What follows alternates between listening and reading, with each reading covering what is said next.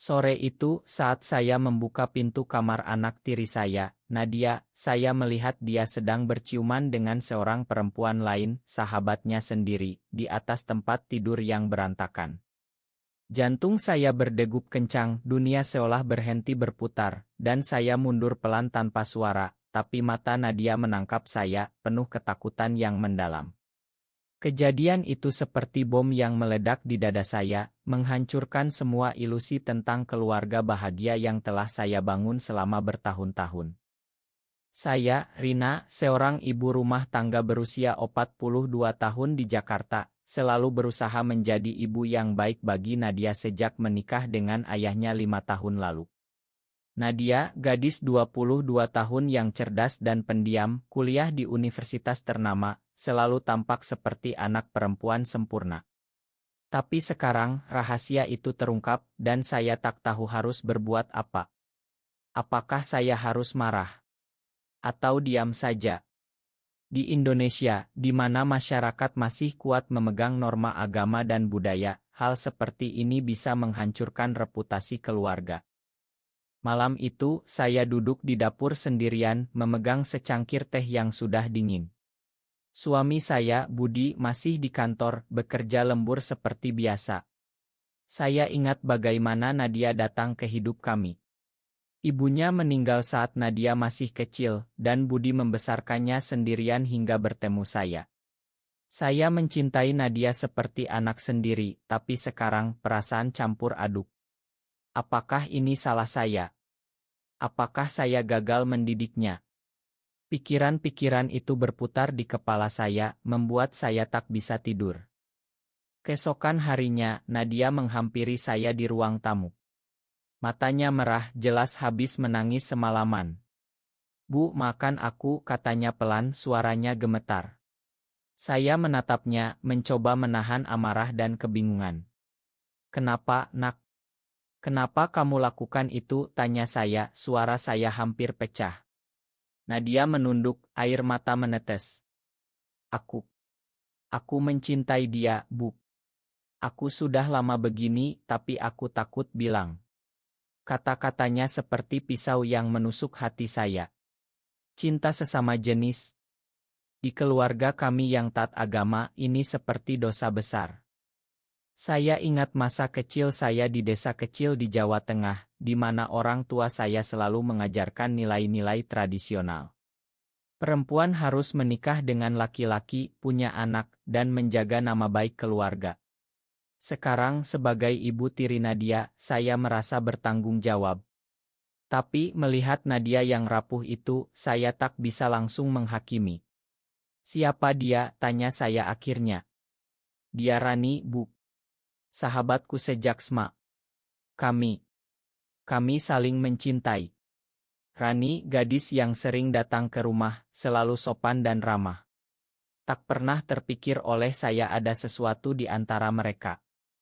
Hari-hari berikutnya, suasana rumah menjadi tegang. Budi mulai curiga karena Nadia sering murung dan saya pun tampak gelisah. Saya belum berani cerita padanya, takut reaksinya yang keras. Budi, seorang pengusaha sukses, selalu menekankan pentingnya citra keluarga di mata masyarakat.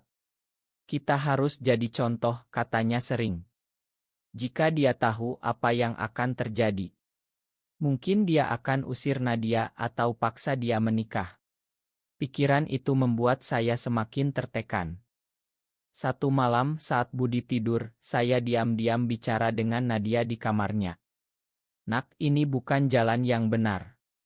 Masyarakat kita belum siap. Kamu bisa hancur," kata saya, mencoba meyakinkannya. Nadia menatap saya dengan mata penuh pemberontakan. "Bu, aku sudah coba lawan perasaan ini. Aku doa setiap malam, tapi tetap sama. Apakah aku monster?" Air matanya mengalir deras. Saya memeluknya, tapi dalam hati saya bingung. Apakah cinta ini salah? Atau masyarakat yang terlalu kaku? Konflik mulai memuncak ketika Rani datang ke rumah lagi. Saya sengaja biarkan mereka bicara di taman belakang, tapi saya menguping. "Kita harus berhenti, Ran. Ibu tahu sekarang," kata Nadia. Rani menjawab, tidak, Nad. Kita bisa lawan ini bersama. Aku cinta kamu. Mendengar itu, saya merasa marah bercampur sedih. Apakah saya harus campur tangan? Atau biarkan mereka? Keputusan itu seperti beban berat di pundak saya. Akhirnya, saya putuskan untuk bicara dengan Rani sendirian. Kamu harus tinggalkan Nadia, kata saya tegas. Rani menatap saya dengan mata berkaca-kaca. Bu, kami tak mau sakiti siapapun. Tapi ini hati kami. Kata-katanya membuat saya ragu. Di Indonesia, di mana undang-undang pernikahan hanya untuk heteroseksual, apa masa depan mereka? Saya mulai mempertanyakan keyakinan saya sendiri. Hari demi hari, tekanan semakin besar.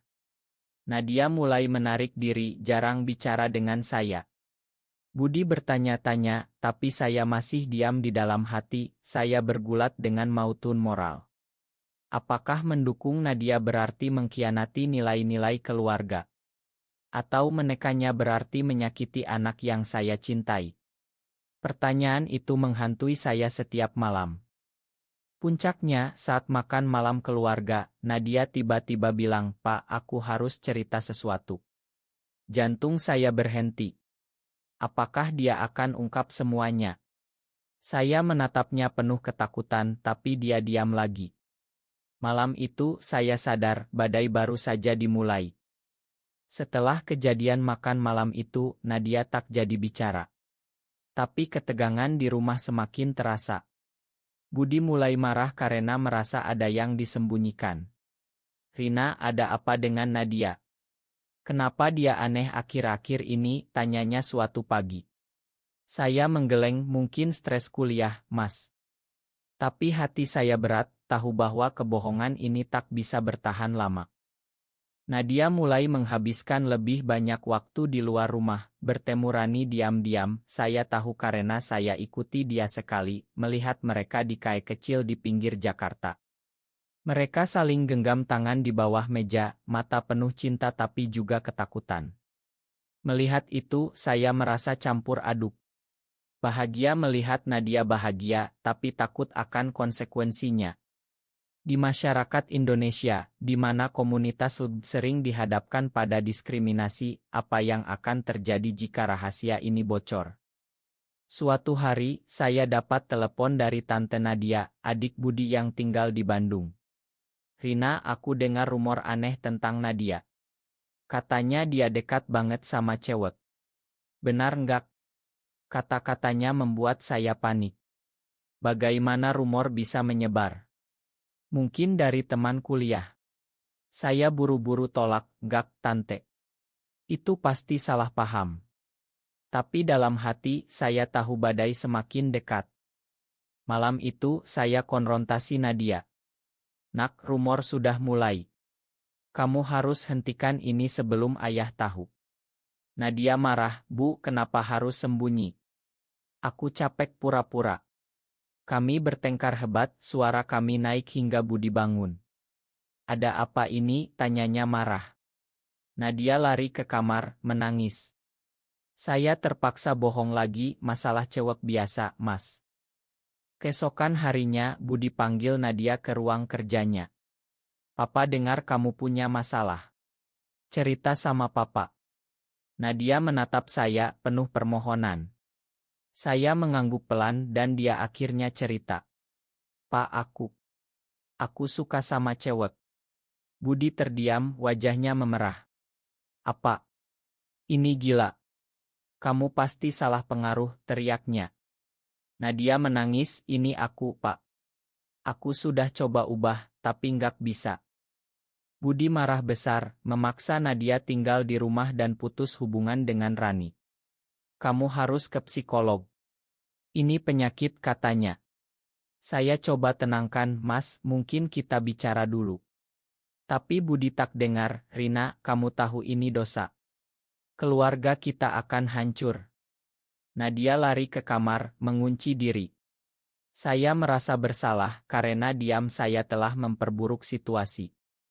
Hari-hari berikutnya, rumah seperti neraka. Nadia tak mau makan, hanya tidur dan menangis. Saya coba dekati, "Nak, ibu dukung kamu, tapi pelan-pelan." Tapi Nadia marah, "Bu, kamu bohong. Kamu takut sama papa." Kata-katanya benar, saya takut kehilangan segalanya. Apakah mendukung Nadia berarti mengorbankan pernikahan saya? Rani hubungi saya diam-diam, "Bu, tolong izinkan kami bertemu. Nadia butuh aku." Saya ragu, tapi akhirnya setuju. Mereka bertemu di taman dan saya awasi dari jauh. Melihat mereka saling peluk, saya sadar cinta mereka tulus. Tapi di Indonesia, di mana atua agama menentang apa pilihan mereka? Konflik memuncak ketika Budi tahu tentang pertemuan itu. "Kamu khianati aku, Rina," teriaknya. "Kami bertengkar hebat," Budi ancam cerai. Saya menangis, "Mas, Nadia anak kita. Kita harus dukung." Tapi Budi keras kepala, "Tidak. Dia harus normal." Nadia dengar semuanya, dan dia ambil keputusan drastis. Malam itu, dia kabur dari rumah, tinggalkan surat, "Ma, Bu, Pak. Aku tak mau jadi beban." Hati saya hancur, mencari dia semalaman. Apakah ini harga dari ketakutan kami? Pencarian Nadia berlangsung panjang. Saya dan Budi hubungi semua teman, tapi tak ada kabar. Rani juga hilang, mungkin mereka bersama. Budi marah pada saya, "Ini gara-gara kamu lunak." Tapi dalam hati, dia juga khawatir. Keluarga besar mulai tahu, telepon datang bertubi-tubi. "Apa benar Nadia lesbi?" "Malu sekali," kata saudara-saudara. Saya merasa hancur. Sebagai ibu tiri, saya selalu berusaha, tapi sekarang semuanya runtuh.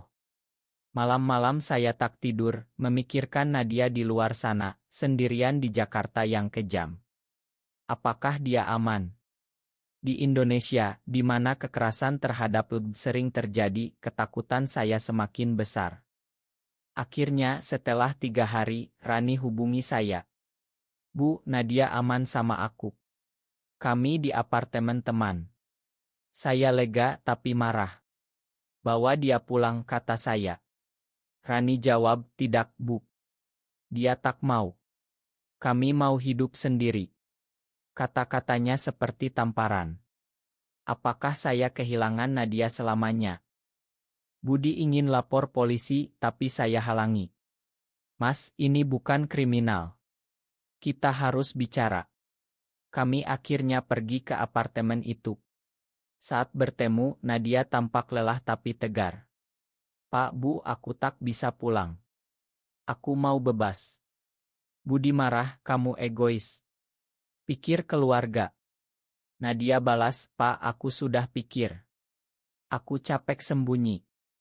Pertengkaran itu hebat. Budi ancam putus hubungan, "Kalau kamu pilih dia, jangan pulang lagi." Nadia menangis, tapi tak mundur. Saya coba mediasi, "Mas, beri waktu. Nadia butuh pengertian." Tapi Budi pergi marah.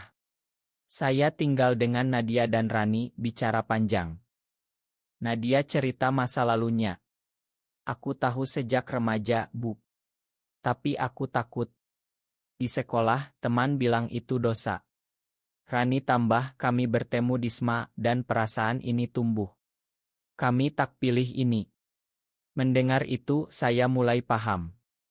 Bukan pilihan tapi bagian dari diri mereka.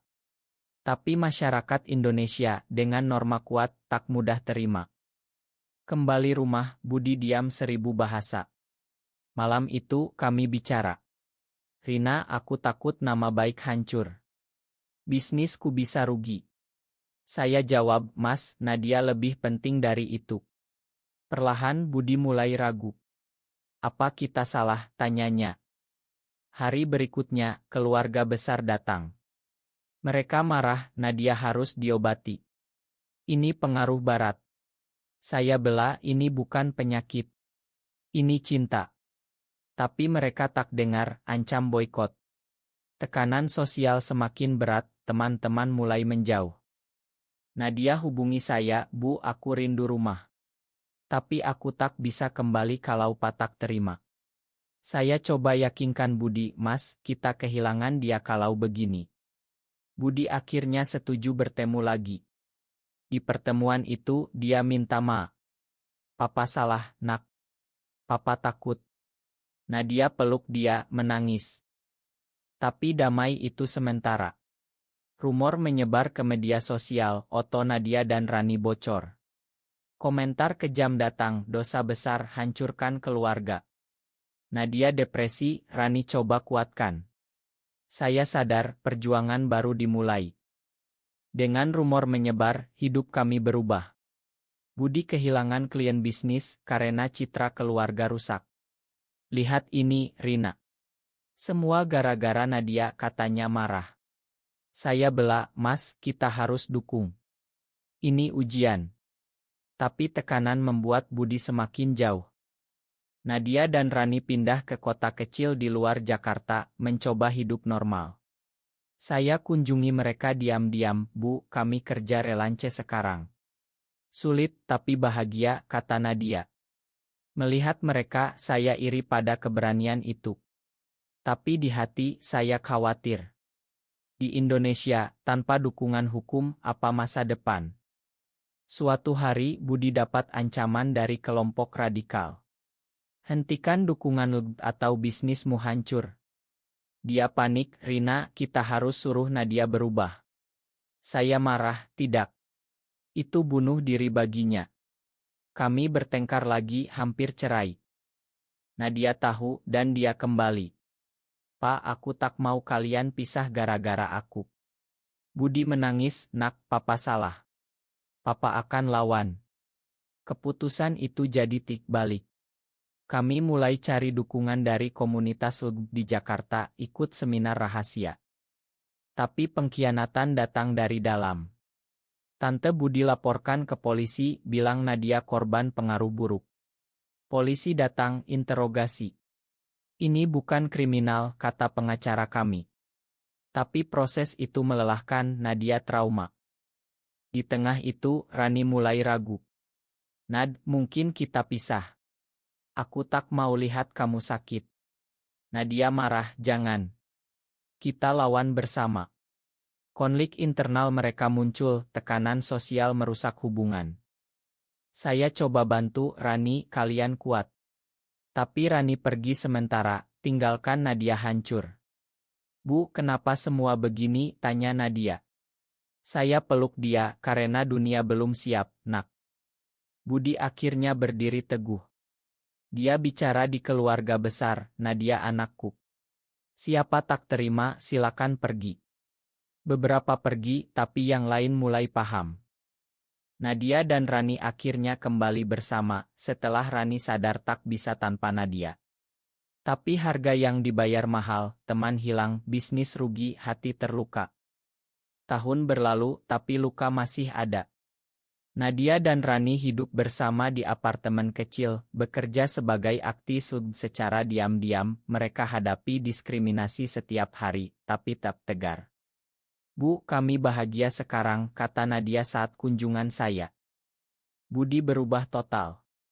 Bisnisnya pulih perlahan dan dia jadi pendukung hak lebih. Aku salah dulu, Rina. Terima kasih kamu tegar, katanya. Keluarga kami lebih kuat meski kehilangan beberapa anggota. Tapi masyarakat masih keras. Demo anti-LGBT sering terjadi membuat Nadia takut. Apa kita pernah diterima, Bu? Tanyanya. Saya jawab, suatu hari, nak. Kita lawan. Suatu hari, Nadia diundang bicara di forum rahasia. Aku cerita pengalamanku, Bu. Mungkin bantu orang lain. Saya bangga tapi khawatir. Di sana, dia bertemu banyak yang serupa, berbagi cerita. Kembali, dia bilang, Bu, aku sadar, cinta tak salah. Yang salah adalah prasangka. Kata-katanya membuka mata saya lebih lebar. Kini, melihat ke belakang, semua pengorbanan itu layak. Tapi pertanyaan tetap, apakah mendukung cinta sesama jenis berarti mengkhianati nilai tradisional, atau justru menegakkan nilai kemanusiaan yang sejati?